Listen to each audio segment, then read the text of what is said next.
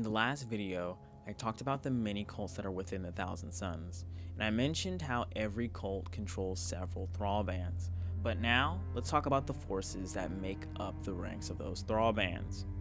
Leading these thrallbands are the Exalted Sorcerers, or the Magisters. So we discussed them in the last video, but these are experienced sorcerers who have mastered forbidden disciplines and are only limited by their own sanity. And they lead these thrallbands to war. Each Exalted Sorcerer commands a Silver Tower of Tzeentch.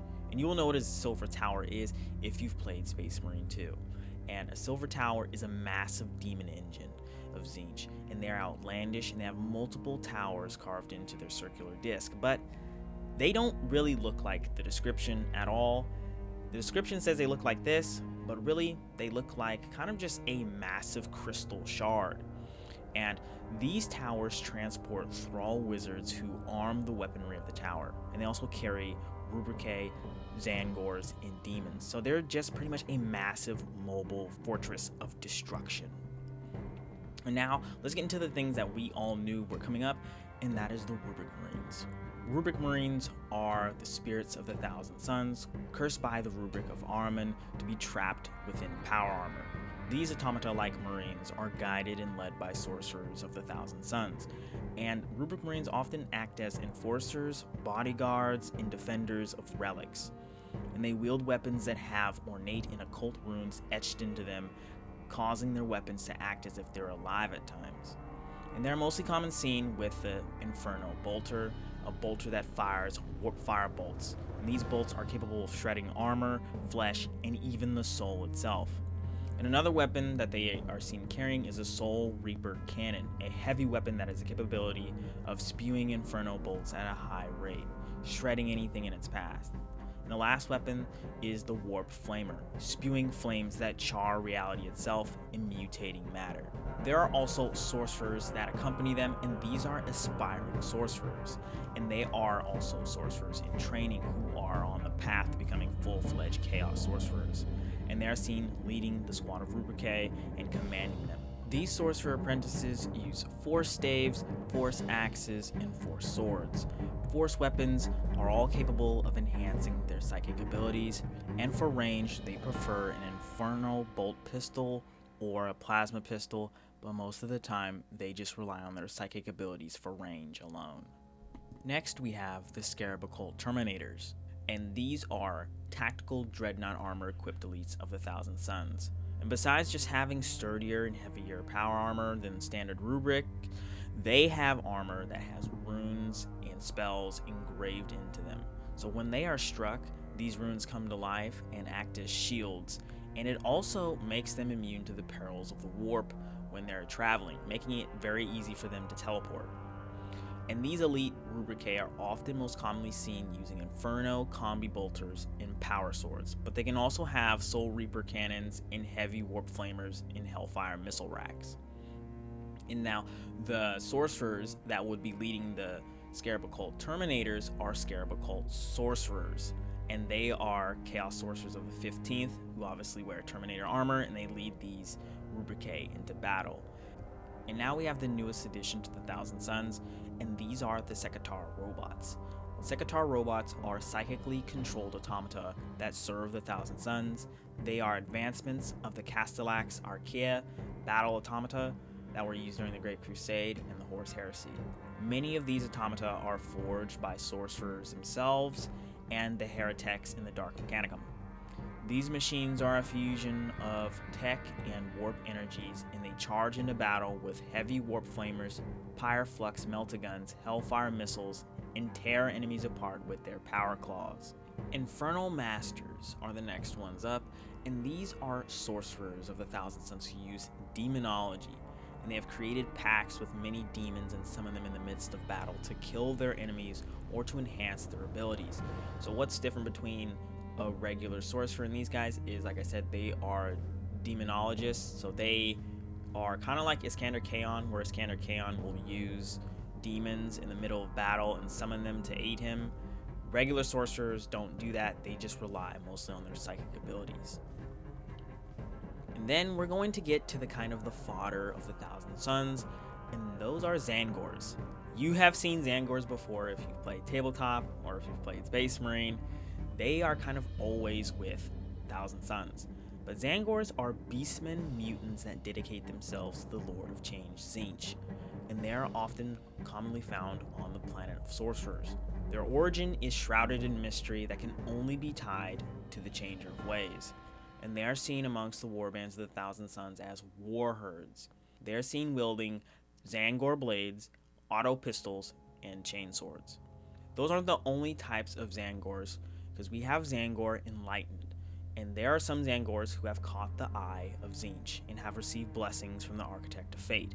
A common fate of these Enlightened is the fate of Spawndom, but few who have luck on their side are fueled by the Empyrean's powers of the Warp. One of the many blessings that Tzaangor Enlightened can receive is a Disc of Tzeentch. Another blessing is being constantly aware of the flow of causality, being able to see where and when their strikes will inflict the most damage. The Enlightened wield divining spears, fate caster bows, chainswords, and auto pistols. And then we have the very pinnacle of the Tzaangor hierarchy, and those are Tzaangor Shaman. Tzaangor Shaman are the most favored of the Tzaangors. Their psyker abilities are manifested purely from their devotion to Tzeentch alone. They ride Discs of Tzeentch, and they lead their war herds to war. These shamans make pacts with Sorcerers of the Thousand Suns, but their loyalty is to Tzeentch above all else, and they wage war with force staves and nothing else.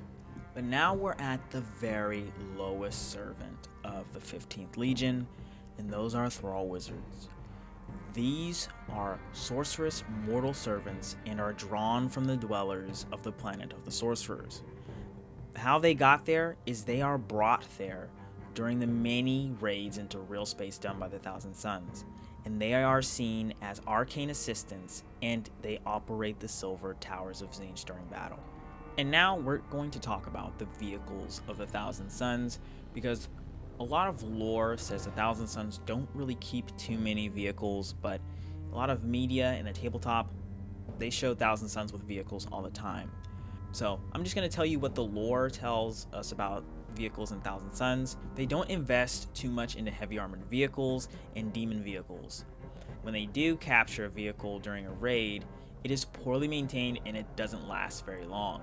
They still use the typical trader marine vehicles though, such as Rhino transports, Vindicators, Predators, Land Raiders, and so on, that you will see. They just don't last very long. Thousand Suns, they got their head in the books, they got the heads in the warp. So that's pretty much where they pull out their major firepower. Now we're going to go into the thing that a lot of people don't really understand, and that is recruitment. How do Thousand Suns recruit? How do Dusty Boys recruit more Dusty Boys? And they can realistically only recruit new sorcerers, so they take psychers from Tzeentchian cults from various planets. They are then taken to Tizca on the planet of sorcerers, not Prospero Tizca, where many dangerous and complex rituals take hold to test their minds and bodies. Most of these psychers are killed in the process, obviously, or driven mad, obviously, or they might just perish when their bodies change from the tech they're using or the warp machination. So you have a pretty low chance of surviving becoming an aspiring sorcerer. But the very few that do come out alive are made into aspiring sorcerers. And how they maintain their numbers with Rubricae, well, we see this in Space Marine 2, where dead Rubricae are revived by aspiring sorcerers. So that's how they bring a lot of them back. They just revive them. They go to a planet and they revive them.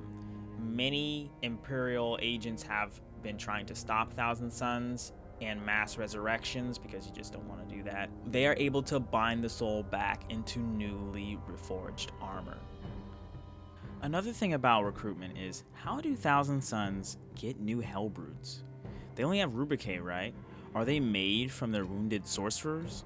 No. The Thousand Suns use devious tactics in order to make new Hellbrutes. They lure in Chaos Space Marines from other warbands with the promises of power. They trick them and place them in a ritual that binds their soul to a Hellbrute systems. Their bodies are reduced to warp flame, leaving them as a charred mass of organs, nerves, and bone. They are then placed within Hellbrutes, and the crazy thing is that they are conscious through this whole process. And this is why all hellbrutes of the Thousand Suns are crazed and only seek to destroy. But it's kind of odd how we have better lore on hellbrute recruitment than we do on Rubricae replenishment. But since their fall, the Thousand Suns are drastically different in the way they wage war. Besides all the cult changes we went over, they're really warped. Whenever they walk, the Immaterium walks with them. Warp storms and abominations follow their every stride. Rubricae replacing the vast majority of their living Astartes, and now demon engines, demons, Tzaangors, chaos spawn, and much other filth follow them when they call. Thank you guys for watching. This is my last Thousand Suns video.